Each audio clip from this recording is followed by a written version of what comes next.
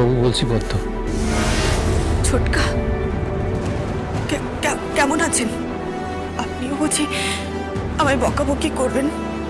বড়বাবু যেমন এসে বকাঝকা করে গেছেন। জানেন, বড়বাবুই ঠিক ছিল, বড়বাবুই ঠিক ছিল। সেদিন আমার চলে গেলেই ভালো হতো। এখন আমার একুল ওকুল সব যাবে, সব। তুই কি বলছিস পদ্ম? হ্যাঁ, এখন আমার একুল ওকুল সব চলে গেল, সব চলে গেল।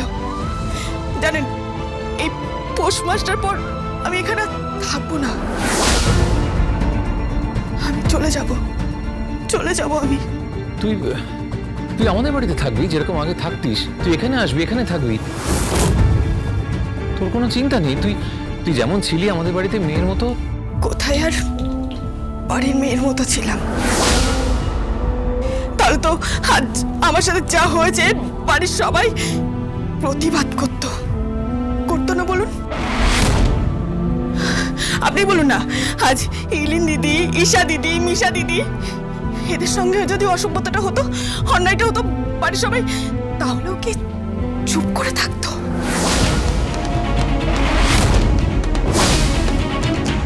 ওরা বাড়ির মেয়ে, পরিচারিকা পরিচারিকায় থাকে, বাড়ির মেয়ে হয় না। তো হ্যাঁ, আমি মাঘ মাস পড়লেই এখান থেকে চলে যাব। আসলে গরিব তো, আমাদের আমাদের ইজ্জতের কোনো দাম নেই, আমাদের কোনো সম্মান নেই। কে বলেছে তুই এই বাড়িতে থাকবি? আমি তো থাকার ব্যবস্থা করব। তুই আমার মেয়ের মতন থাকবি, তুই থাকবি পদ্ম, তুই লড়বি। আমি তোর জন্য ওকে ঠিক করে দেবো। আরে দরকার নেই ওই অ্যাডভোকেট গাঙ্গুলি, দরকার নেই অভিজিৎ মুখার্জির, কারোর দরকার নেই। এই কেস থেকে পিছু হটবি না পদ্ম। তোর সঙ্গে অন্যায় হয়েছে, তুই নিজে তার প্রতিবাদ করবি, তুই নিজে সামনে আসবি, তুই নিজে গিয়ে ধর্মাবতারের সামনে দাঁড়িয়ে বলবি যে তোর সঙ্গে কি কি হয়েছে। আমি বলছি পদ্ম, পিছিয়ে যাস না তুই, হেরে যাস না তুই পদ্ম, আমি বলছি তোকে। হ্যালো হ্যালো হ্যালো পদ্ম, শুনতে পাচ্ছিস আমার কথা? পদ্ম, আমার এত মানসিক জোর নেই, আমার আমার এত ক্ষমতা নেই। আমি শুধু চিনি আপনাদের বাড়ির ওই কটা ঘর আর আর ওই উকিল দিদিকে। আমি আমি কোর্টে গিয়ে কি করব? আমি কিচ্ছু করতে পারবো না, কিচ্ছু করতে পারবো না, কিচ্ছু না। তুই পারবি, তোকে পারতে হবে পদ্ম। তোর সঙ্গে হয়ে যাওয়া অন্যায়ের প্রতিবাদ তোকে করতে হবে পদ্ম। দরকার নেই অ্যাডভোকেট গাঙ্গুলি, কারোর প্রয়োজন নেই। শোন, আমি তোকে বলছি, আমি তোর পাশে আছি, আমি তোকে সুবিচার পাইয়ে ছাড়বো। তাহলে আমার নামও প্রলয়জিৎ মুখার্জি নয়।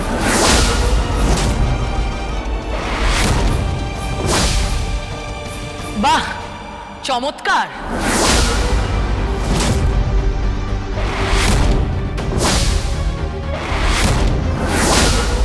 বাড়ির পরিচারিকার সঙ্গে কথা বলে তাকে প্রভোগ করছো পরিবারের বিরুদ্ধে।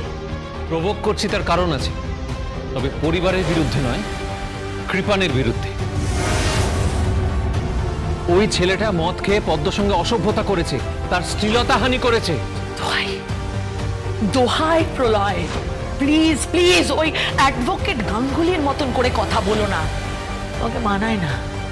পেশায় তোমার পর্দা উকিল, তুমি নও, তাই নিজের এখতিয়ারের মধ্যে থাকো।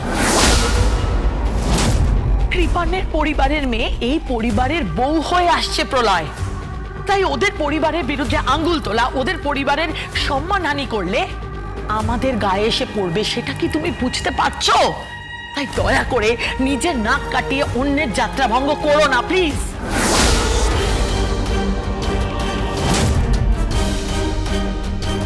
এই পদ্ম, তোর লজ্জা করে না? এই বাড়ির নুন খেয়েছিস তুই, ভুলে গেছিস সেটা? নেমো খারাম কথা করে। আমি আমি আমি নেও খারাপ নই। হ্যাঁ, তুই নেমো খারাম। শোন, এখানে আর তোর কোনো জায়গা হবে না, বুঝতে পেরেছিস? তুই এখান থেকে চলে যা, এই শহরে আর তোর কোনো জায়গা হবে না, তুই চলে যা এখান থেকে, বুঝতে পেরেছিস?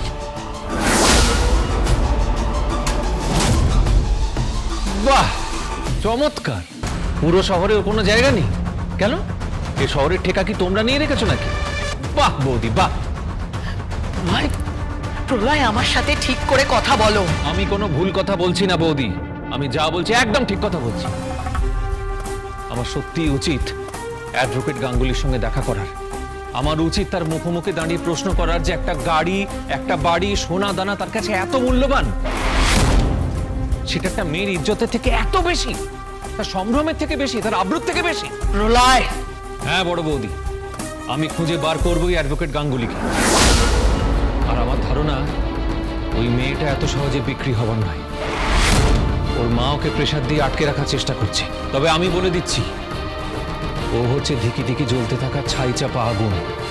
দেখে নেবে, একদিন বড় অগ্নিশিখা হয়ে জ্বলবে ও। কোর্টে যাবে, আমার বর্দার বিরুদ্ধে কোর্টে দাঁড়াবে, কেসটা জিতবে, কৃপানকে শাস্তি দেবে। এটা আমার ধারণা, আর আমার ধারণা ভুল হওয়ার নয়।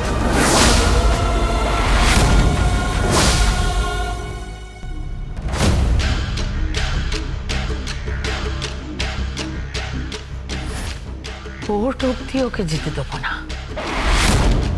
অনেক টাকা খরচা করে ফেলেছি প্রলয়, অনেক টাকা। কোর্ট অব্দি অ্যাডভোকেট গাঙ্গুলির মা ওকে যেতে দেবে না, কিছুতেই না।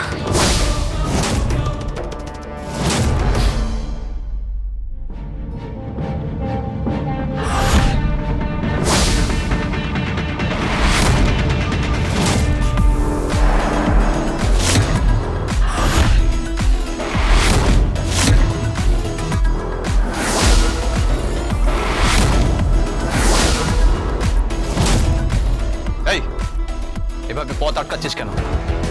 কি হলো? পথ আটকাচ্ছিস কেন এভাবে? সরে যা এখান থেকে, সরে যা। সরে যাওয়ার জন্য তো আমি পথ আটকাইনি। অ্যাডভোকেট মুখার্জি, আপনার জন্য একটা উপহার এনেছি। কি উপহার? এই দেখুন।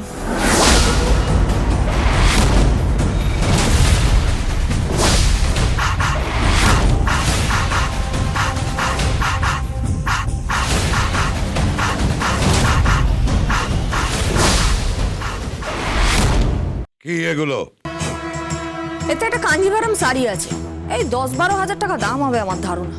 আর এর মধ্যে সোনার গয়না আছে, একটা হার আছে, একটা দুল আছে, আর এই ফাইলে ফ্ল্যাটের সমস্ত কাগজপত্র আছে।